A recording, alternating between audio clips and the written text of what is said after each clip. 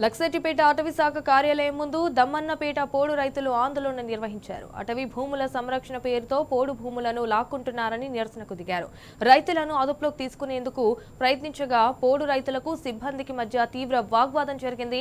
వ్యవసాయం చేసుకుంటున్న తమ భూములు బలవంతంగా గుంజుకున్నారని కూడా పోడు రైతులు డిమాండ్ చేశారు. అంటే దాదాపు సుమారుగా 25 సంవత్సరాల నుంచి మేము ఎక్కడైతే దండపల్లి మండల్ లింగాపూర్ అటవీ బీట్లో గల ఆ ప్రాంతంలో దమ్మన్నపేట ఆదివాసీ నాయకపొడి తెగకు సంబంధించినటువంటి నాయకపొడుకు తెగకు చెందిన వారము.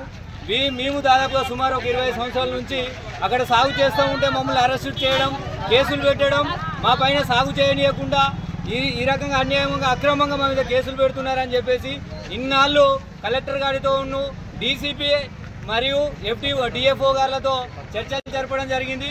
ఆ చర్చలలో మాకు ఇచ్చిన మాటలు వాళ్ళు నిలబెట్టుకోకపోగా వాళ్ళు ఏమన్నారు, 100% ప్రతిఫలం మీరే దానికి సంబంధించి అడవి ఉత్పత్తుల నుంచి కానీ లేకపోతే మీ మీద పెట్టిన అక్రమం కేసులు కానీ మేము ఎత్తేస్తామని చెప్పేసి మాట ఇవ్వడం జరిగింది. ఈరోజు మేము దానికి సంబంధించి ఎంఆర్ఓ దండపల్లి గారికి వినతి పత్రం ఇస్తామనంటే అక్కడ లేదు. ఎఫ్డిఓ గారు లక్ష్మీపేట రేంజ్లో ఉన్నారు.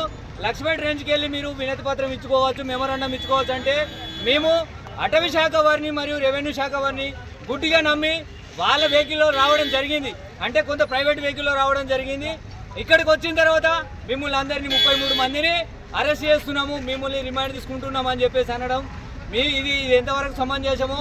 మరి ఏ అధికారి కానీ ఏ ప్రజాప్రతినిధి మరి మమ్మల్ని ఇక్కడ ఉండి ఈ రకంగా మమ్మల్ని ఇబ్బంది పెట్టడానికి ప్రయత్నం చేస్తున్నారు. దయచేసి మీరు మానుకోండి. ఇప్పటికైనా మాపై దయ చూపండి. మేము ఆదివాసులం అండి, మేము ఎవరికి అన్యాయం చేసేవారే కాదు, మేము ఎవరిని మోసం చేసేవాళ్ళం కాదు. ఈ రకంగా మేము మోసపోతున్నాం. ఇప్పుడు మమ్మల్ని మెమోరాండం కోసమని మేము వస్తే మమ్మల్ని ఇక్కడ అడ్డుకొని గేట్లు వేసుకొని ఇప్పుడు ఇది అరెస్ట్ చేస్తామని చెప్పేసి అనడం